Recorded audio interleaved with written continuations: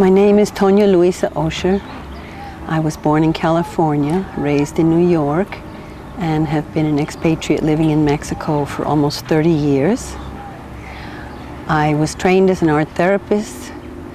I became an ecologist and co-founder of 2 different eco-villages and have dedicated most of my time to environmental sculpture, painting, graphic design, translations, ecological tours, educating people about sustainability, and functioning as a single mom most of my life. I believe that compassion is the ability to sympathize deeply with the other, with a different point of view, and not only sympathize in spirit and in thought, but to look for real practical solutions which are merciful, including the other person's perhaps very different way of seeing things. I've had the privilege to be present to and participate in many different ceremonies, indigenous ceremonies, not only here in Mexico, but in many parts of the world. And I have been very deeply moved by one particular healer whose name happens to be Alberto Castillo. He's from Colombia. And this man radiates so much love and calmness and inner peace that simply to be in his presence is a healing. And the incident that comes to mind is one in which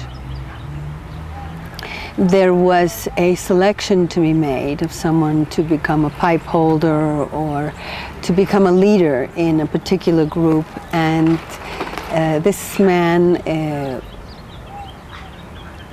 selected someone who, or shall I say,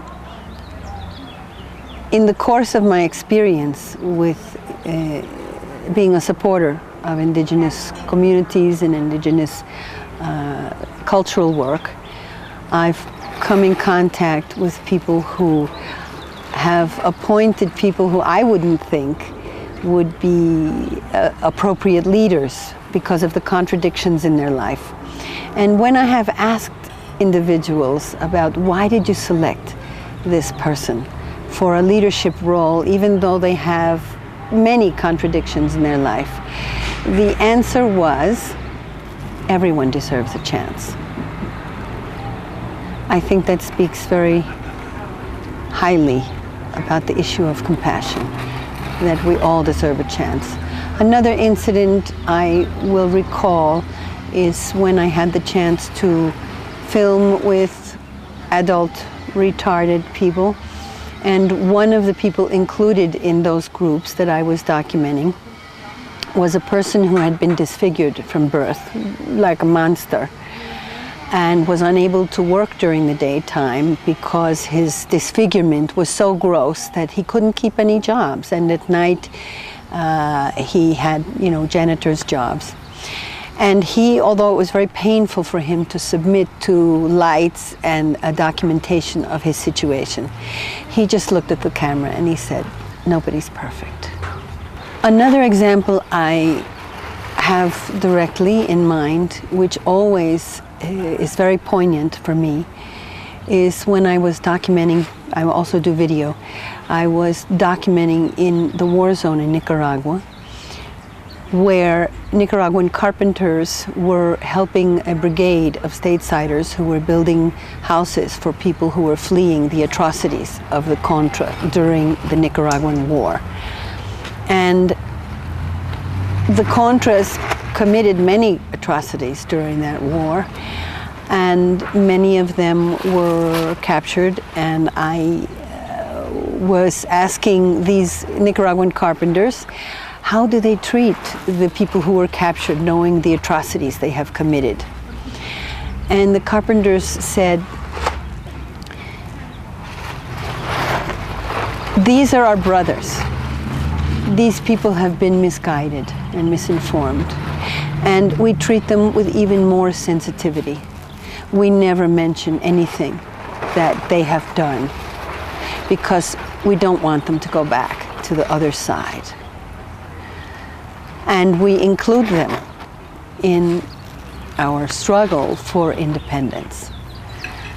So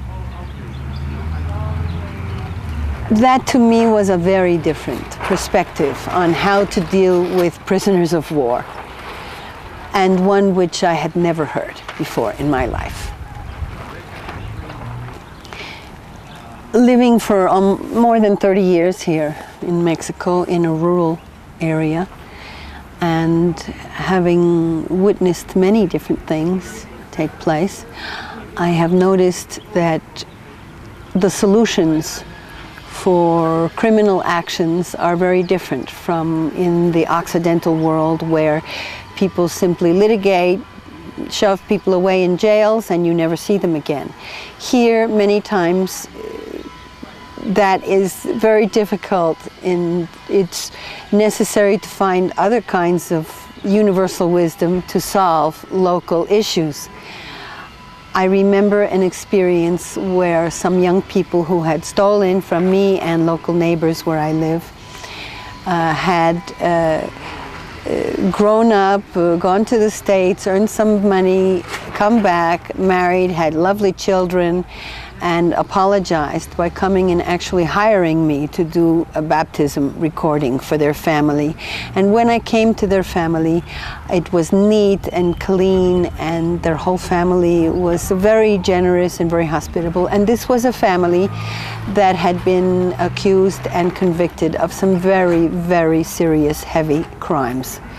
So it showed me how limited my understanding was of having compassion for the situation of people, and young people in particular, who commit crimes but who may have an opportunity in life to change that and become valuable, loving, generous citizens again. And so it's a very interesting teaching, which I still at this moment feel very touched to have had the chance to witness that. I would like to be more compassionate. I have been doing a process of personal work for almost 12 years in co-counseling, and have discovered many areas where my charges and my opinions about situations are really deeply rooted in some very old hurts in my life. And I think that that is the case for many, many people. I am working on that to become more compassionate, both of myself as well as of other people, because forgiving myself for being so opinionated and being so rigid in my opinions is part of learning to accept and have compassion for other people who may be just as stuck in their old patterns.